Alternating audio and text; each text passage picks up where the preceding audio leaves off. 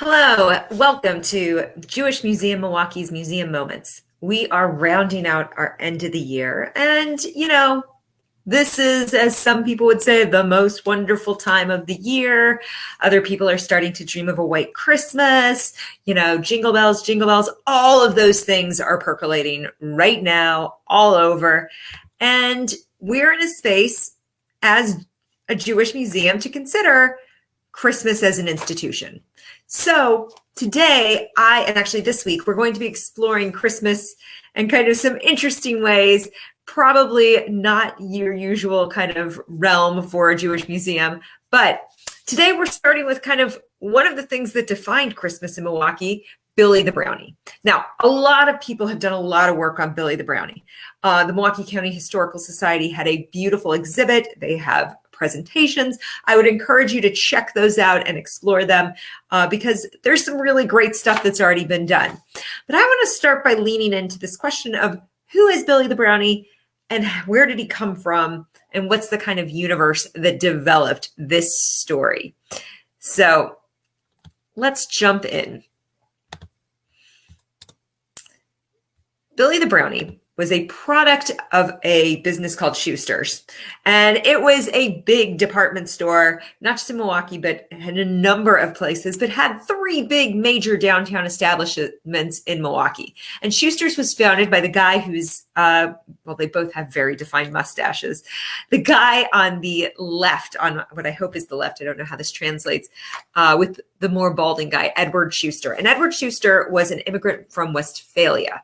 Now, interestingly, you think about being an immigrant from Westphalia, Edward Schuster, when he comes to Milwaukee in the 1880s, has already lived quite a life. And in fact, here is how the Wisconsin Historical Society in their magazine describes his pre-coming to Milwaukee life. They say, he immigrated to America in 1854, and he tried various businesses in Lake Champlain, New York, with varying degrees of success. Just before the Civil War, Edward traveled to the South to seek his fortune. He did not find it there, so he visited Africa for a time. Just imagine how long it took to get between these places back then. Before sailing to Australia, where he married and went into business. In 1871, Edward moved his family back to Germany and started a new business in Hamburg, Altona, which lasted for 12 years. Then in 1883, after selling this business, Schuster came to Milwaukee and invested his small capital in a partnership with another established Jewish leader in Milwaukee, a guy named Jacob Poss, who owned a dry goods store located at 12th and Walnut Street.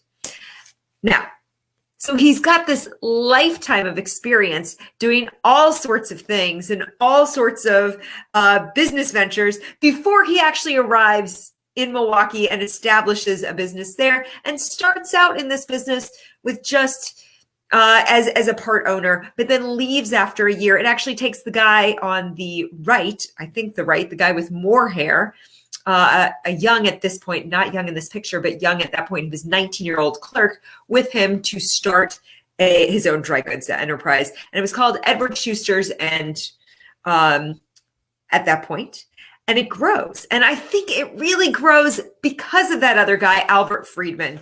Albert Friedman was young and entrepreneurial and really dedicated in a way that I think, brought a little bit of that magic to Schuster's to build the business. He also became part of the Schuster family itself. He married Schuster's daughter, Johanna, and they became leaders in the Milwaukee community. And in fact, if you ever are at the Milwaukee Art Museum, a number of the pieces there were donated by the Friedmans, including their Monet that is of the canal. I can't remember the exact name at this moment, but, huge pillars in the community and leaders. And Joanna continued to be involved in the business as well.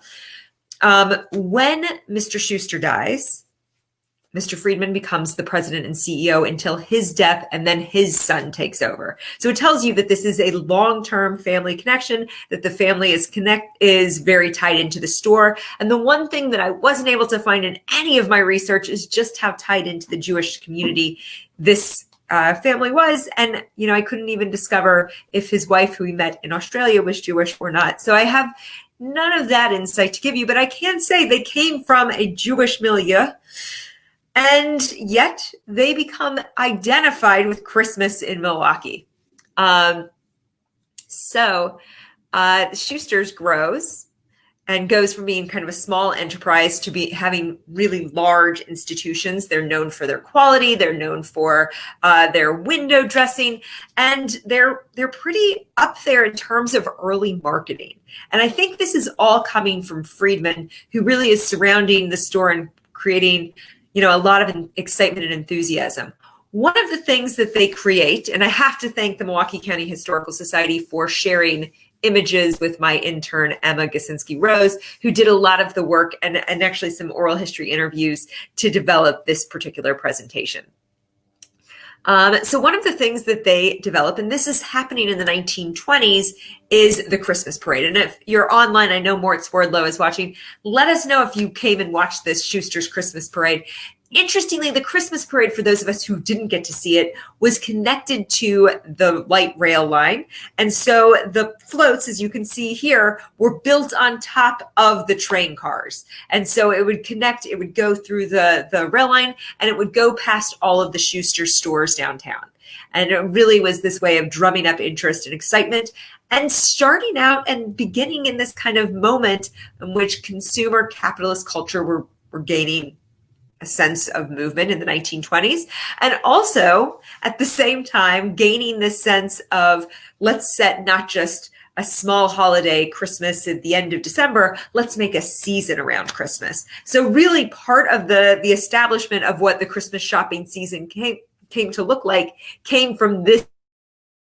They develop Billie the Brownie, and this is what the parade looked like, and you can see Billie there on top as a figure for the parade.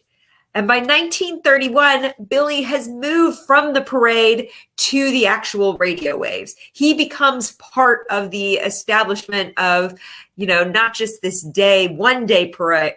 And I see Judy Wolkenstein watch the parade.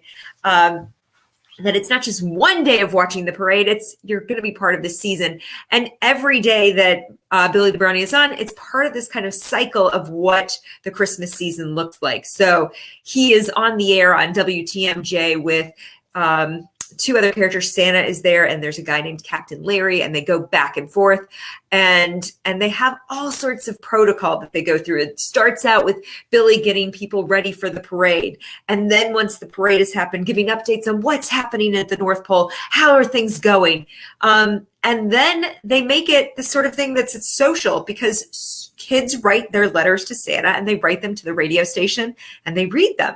In 1947, they think that 100,000 letters to Santa came in through WTMJ, which tells you just how broad the reach of Billie the Brownie is.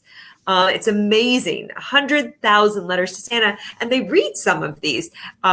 There's a local columnist, Dave Bagel, who wrote an article and describes that in one of those years, his letter was read, and it said he was in Whitefish Bay, and it was like a highlight of the whole year. He couldn't believe it. He was so amazed. And I think it's really this kind of early marketing. If you think about this, 1926, it's before you get the big Madison Avenue, kind of that sense of outsourcing your advertising, and all of the artwork and all of the publicity and all of these materials are being developed in-house at Schuster's. And it's really setting a tone for what Christmas is going to look, feel, and sound like for generations. And it becomes this kind of touch point of normalcy. Throughout World War II, they make a point of saying, we're not going to talk about World War II here. This is going to be outside of the realm of, we're going to make this a safe space for children to come and engage with the holiday. And I think it's so interesting. Judy Wolkenstein, who is Jewish, said she listened every day. Even though this wasn't her cultural tradition, it was still something that was meaningful to her. One service member's mother wrote a letter to the Milwaukee Journal, and she describes her son, who had been in the war and had gone, had been with the Marines and had been in a platoon in which very few men came back. And it was a brutal, brutal war. He's back on furlough in 1944. And she describes the following. My son was helping me trim the Christmas tree on Christmas Eve and just before supper. So he listened to Billie the Brownie on the radio. Can anyone remember how touching it was when Santa told everyone goodbye before he left the North Pole? Our son sat on the floor by the radio and he began to cry so hard. I asked him, what is the matter? He told me, Mother, I am crying because I am so happy. I cannot explain it in words. I am home after where I have been, after what I have been through. I am back here sitting and listening to Billie the Brownie once more.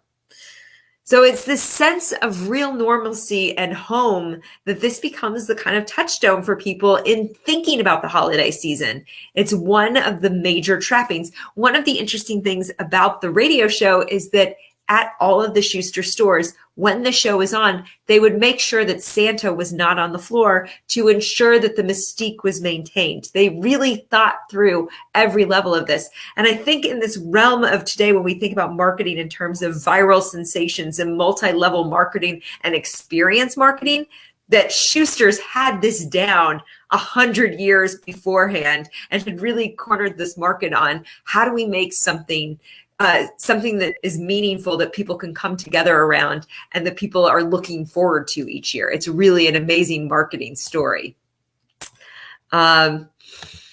So here are a couple of other memories that we got from my intern's research. One is that from her grandfather, I saw the parade every year. The funniest thing about the parade was you'd wait an hour for it, and it only took 5 or 10 minutes for it to go past.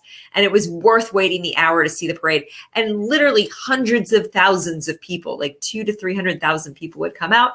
And Judy says, it brings back such warm memories of Billie the Brownie. It was important for me to be able to be next to the radio at the kitchen table listening every day after school. Judy also remembered as a kid that even though she was Jewish, she would get her Christmas present or her Hanukkah present rather on Christmas because of the build up to get there that her parents would hold back on giving it to her until Christmas. I thought that was an interesting story. So in 1961, the parade stopped. And Schuster's was sold to Gimbel's, and Gimbel's reinstituted the parade in the 1970s, and it kept going until about 1980. And Billie the Brownie made appearances there.